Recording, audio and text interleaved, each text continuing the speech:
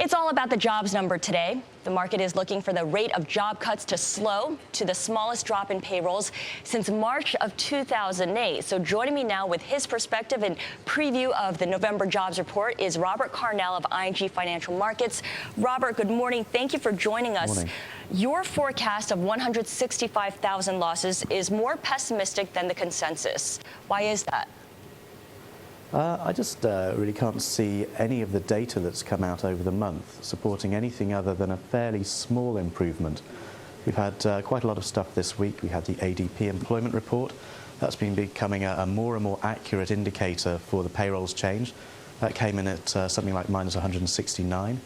Yesterday we had the employment index of the non-manufacturing ISM. I think that after the ADP is probably the second most accurate indicator for payrolls changes. That showed an improvement, but a very small uptick from very low levels. So the big improvement that I think the consensus is looking for, I can't really see the justification for that. So what would a disappointing jobs number then signal to the markets?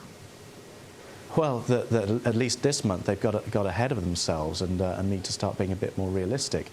I think it's fairly clear that the rate of improvement in the jobs market is extremely slow. I mean, it's snail-like at the moment. I think if it wasn't as slow as it is, then Obama wouldn't be having the sorts of jobs forums that he had yesterday. So I don't really see this really accelerating anytime soon. But that trend of a modest improvement is still there. You mentioned President Obama. What did you think of his jobs summit yesterday?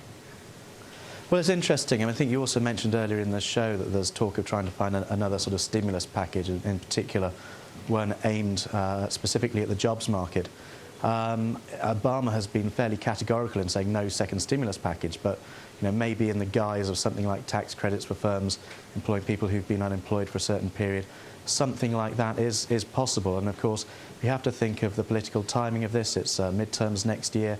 Anything that gets passed relatively swiftly in the new year, it'll take a while for it to have any real impact on the ground. So they'll need to move quite swiftly in order to try and get any political advantage out of this. Robert, overall, when do we start creating jobs? Good question. The rate we're moving, probably not for another 4 or 5 months.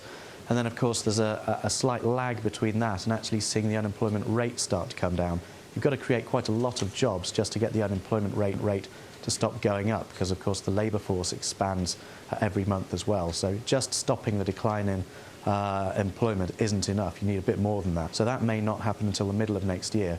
So we could be heading up into the higher echelons of 10-something% before we start to see things coming down. Okay, middle of next year, that'll be where we look for potential jobs growth. Thank you so much. I've been speaking with Robert Carnell of ING Financial Markets in London.